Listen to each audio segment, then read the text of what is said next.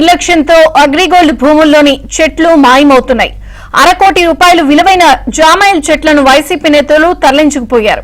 నెల్లూరు జిల్లా ఉదయగిరి నియోజకవర్గంలోని అగ్రిగోల్డ్ చెట్లను వైసీపీ నేతలే నరికేసి సొమ్ము చేసుకుంటున్నారు.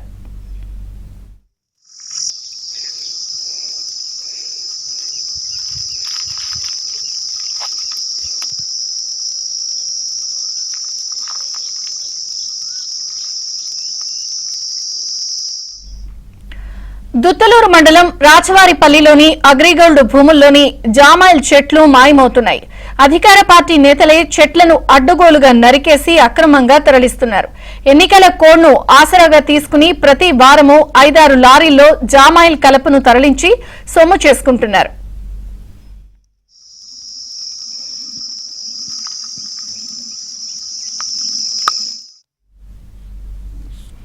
$200 ఎకరాల్లో విస్తరించిన అగ్రిగోల్డ్ భూముల్లో 50 లక్షల విలువైన చెట్లు మాయమయ్యాయి.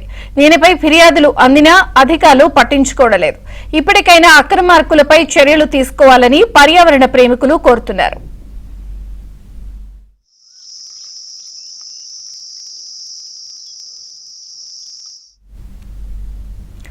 నెల్లూరులోని దుత్తలూరులో అగ్రిగోల్డ్ భూముల్లో జామాయిల్ చెట్ల కలప మాయమైపోవడం ఇప్పుడు సంచలనంగా మారింది. మరిన్ని వివరాలు మా ప్రతినిధి మహేష్ అడిగి తెలుసుకుందాం. మహేష్, విజయ చంద్రిక ఉదయగిరి నియోజకవర్గంలోని దుత్తలూరు ప్రాంతంలో వైసీపీ దొంగలు రెచ్చిపోతున్నారు. అక్కడ దుత్తలూరు మండలంలో రాచవారిపల్లి అనే గ్రామానికి సమీపంలో అగ్రిగోల్డ్ కి సంబంధించి దాదాపు 200 ఎకరాల్లో జామాయిల్ తోటలు ఉన్నాయి.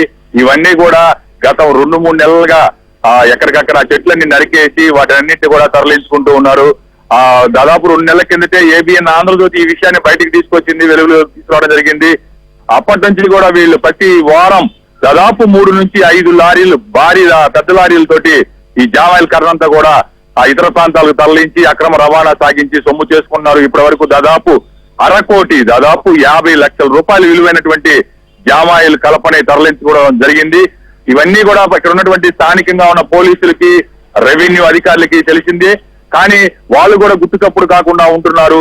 రాత్రి వేళల్లో కర్రన నరకడం, అదే రాత్రి వేళల్లో మళ్ళీ అక్రమ రవాణా సాగించడం యథేచ్ఛగా సాగిపోతుంది. సీఎం జగన్ గతంలో ఇక్కడికి వచ్చినప్పుడు గత ఎన్నికలకు ముందు అగ్రిగోల్డ్ బాధితులందరికీ న్యాయం చేస్తామన్నారు. టీడీపీ గవర్నమెంట్ చేయలేకపోయింది, అది మేము చేసి చూపిస్తామని చెప్పి ప్రగల్భాలు పోవడం జరిగింది.